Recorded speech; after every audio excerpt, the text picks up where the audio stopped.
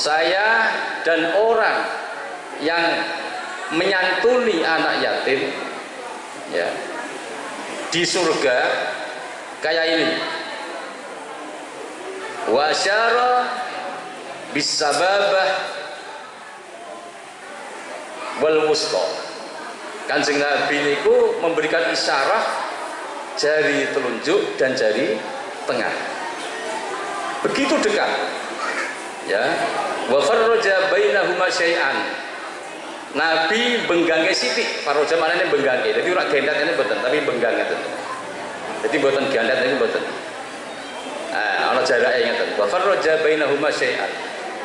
Ini yang kemudian menjadi tema pada santunan 10 Muharram kali ini di tahun 2025 ini mengusung tema yaitu menyantuni anak yatim peluang masuk surga bersama Nabi.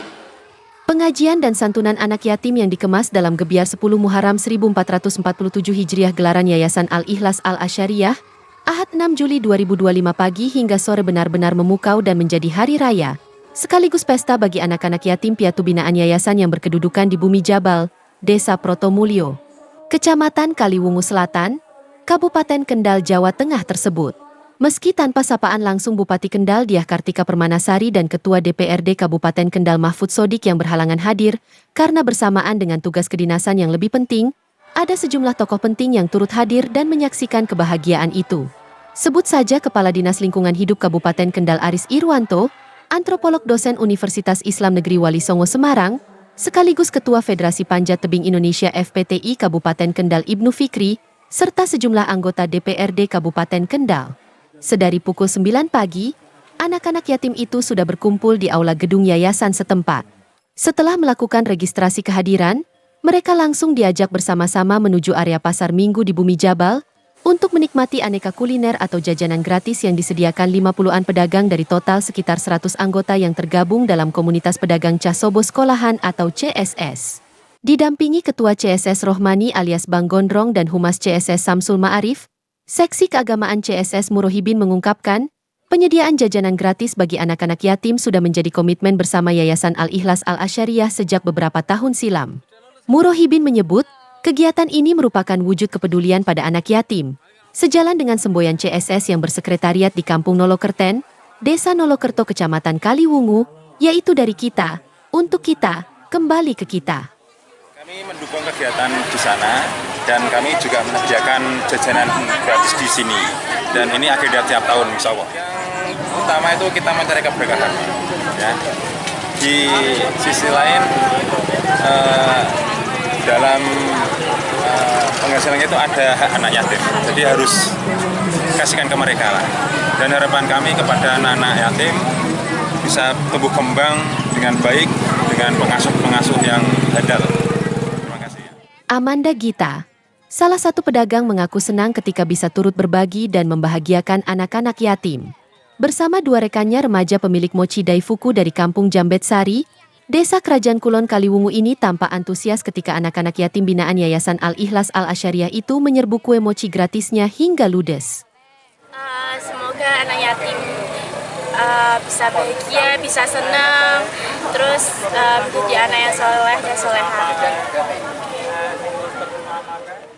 Tak hanya jajanan atau kuliner gratis, di gebiar 10 Muharram kali ini anak-anak yatim juga mendapatkan pangkas rambut gratis yang disediakan Squad Barbershop asal Kabupaten Pemalang, yang belum lama buka cabang di Bilangan Sekopek, Sari Rejo, Kaliwungu. Kepedulian, empati, dan uluran tangan dari banyak pihak merupakan bukti keberkahan bagi siapapun yang memuliakan anak yatim. Berkali-kali dalam sambutan dan tausiahnya, Ketua Yayasan Al-Ikhlas Al-Asyariyah Muhammad Abdul Aziz menegaskan bahwa sesuai hadis, sesiapa yang menyantuni atau memuliakan anak yatim akan masuk surga bersama Rasulullah. Hal ini juga selaras dengan apa yang disampaikan Ketua Dewan Pembina Yayasan Al-Ikhlas Al-Asyariyah Kiai Haji Ali Nuruddin atau akrab disapa Ustaz Ali. Ya, pesan saya untuk pintu hati akhirnya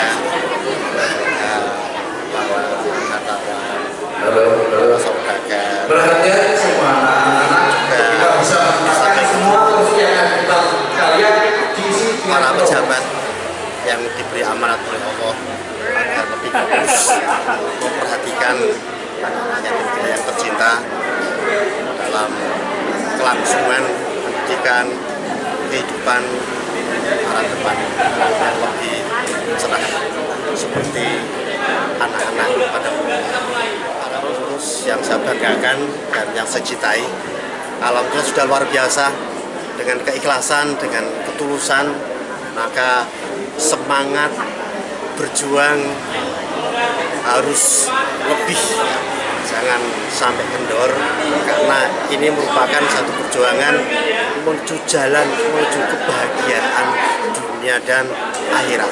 Meskipun dengan ketulusan, dengan keikhlasan, dengan pemikiran, dengan harta, dengan tenaga, dengan pikiran, itu merupakan amalan yang dicintai Allah Subhanahu wa Ta'ala, dan wajib kita guyup, kita sengkuyung, kita semangat bagaimana supaya anak-anak yatim kita itu bisa terdidik untuk kelangsungan para depan yang lebih baik. Antropolog, dosen Universitas Islam Negeri Wali Songo Semarang sekaligus Ketua FPTI Kabupaten Kendal Ibnu Fikri, justru menyodorkan wacana berbeda dalam pemuliaan anak yatim.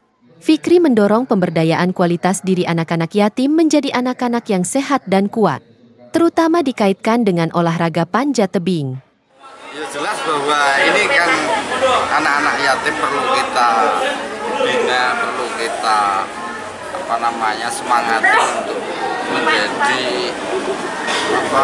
generasi yang baik. Salah satu generasi yang baik itu kan ya atlet.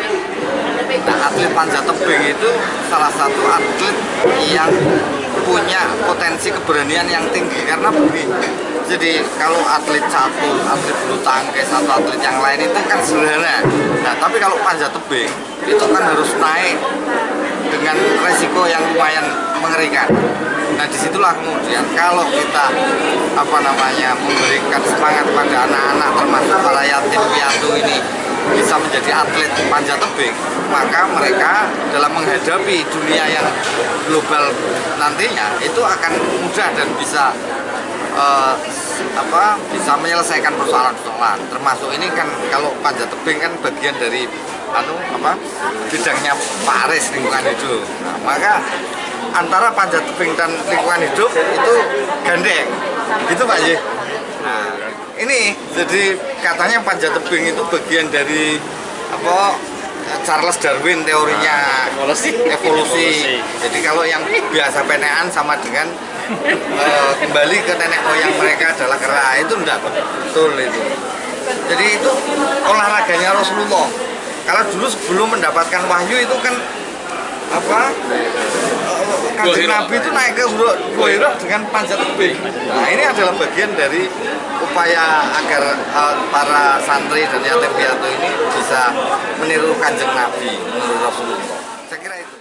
Kepala Dinas Lingkungan Hidup Kabupaten Kendal Aris Irwanto menyampaikan rasa syukur dan apresiasi terhadap penyelenggaraan kegiatan pengajian dan santunan anak yatim ini. Aris menilai, semakin banyak pihak yang peduli dan berdonasi melalui Yayasan Al-Ikhlas Al-Asyariah menunjukkan bahwa semakin meningkat pula kesadaran masyarakat untuk berempati dan memuliakan anak-anak yatim. Termasuk bentuk dukungan yang diwacanakan Ibnu Fikri. Terima kasih dan menghargai tinggi-tingginya kepada panitia yang sudah mengadakan kegiatan biar semoga ini menjadi berkah bagi kita sekalian, semoga ini menjadi istiqomah bagi tiap kita pada saat kita untuk memberikan sesuatu yang lebih kepada mereka yatim piatu, karena ini merupakan suatu kenikmatan yang luar biasa bagi kita sekalian untuk mengadakan kegiatan terkait dengan masalah kegiatan panjat tebing. Ini merupakan sebuah fenomena yang cukup hebat di Kabupaten Kendal, dan kegemaran generasi muda terkait dengan hobi ataupun kegiatan panjat tebing ini memang luar biasa. Seperti kemarin pada saat kita melihat di arena panjat tebing yang ada di lokasi stadion utama memang cukup luar biasa, sehingga merupakan satu potensi bagi pemerintah Kabupaten Kendal dan Kabupaten Kendal untuk peningkatan prestasi profesional terkait dengan masalah kegiatan. Mewakili PT Asia Pacific Fibers atau APF yang telah menyalurkan dana Corporate Social Responsibility atau CSR sejumlah 5 juta rupiah kepada Yayasan Al-Ikhlas Al-Asyariah, Sekretaris CSR PT APF Nurholis menyebut hal itu sudah menjadi tanggung jawab sosial perusahaannya. Dia berjanji akan terus mendukung Yayasan Al-Ikhlas Al-Asyariah dan meningkatkan nilai nominal CSR yang disalurkan. Oke, terima kasih pertama kepada panitia dari Yayasan Al-Ikhlas ini. Memang rekan kami Pak Sodik ini setelah menghubungi kami, jadi santunan anak yatim itu merupakan program rutin dari CSR PT APF. Ini sudah digulirkan tiap tahun, besarnya sangat lumayan karena program untuk 1 Muharram itu atau bulan Muharram itu memang sudah dianggarkan. Terutama ini untuk menyantuni anak yatim yang terutama di wilayah Ring 1. Ring 1 itu wilayah Sumberjo dan Mojokerto. Nah ini kebetulan kok di sini ada dari Yayasan Al-Ikhlas, kalau ada proposal ke kami ya kami langsung lanjuti gitu. Nah, next ke depan tetap kami bantu lagi. Insya Allah tingkatkan, tergantung dari kondisi perusahaan. Karena kata Pak Ustadz tadi itu barang siapa menolong anak yatim akan ditolong oleh Allah nanti di surga. Ya gitu. Makanya dengan dalam menolong anak yatim ini supaya perusahaan kita bisa berjalan lebih baik lagi. Betapapun, Gebiar 10 Muharram 1447 Hijriah kali ini sungguh menjadi pesta keberkahan yang memukau bagi sedikitnya 125 anak yatim binaan bersama wali pendamping. Masing-masing mereka bukan sekadar menerima santunan uang Rp200.000 plus bingkisan paket sembako senilai Rp150.000.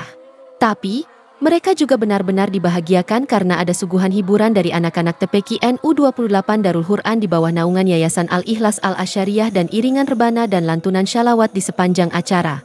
Dipungkasi doa penutup yang dipimpin Ustaz Ali dan sesi foto bersama, usai pula seluruh rangkaian acara Gebiar 10 Muharram 1447 Hijriah Yayasan Al-Ikhlas Al-Asyariah ini dengan segenap rasa syukur dan bahagia luar biasa seluruh yang hadir, terutama anak-anak yatim itu.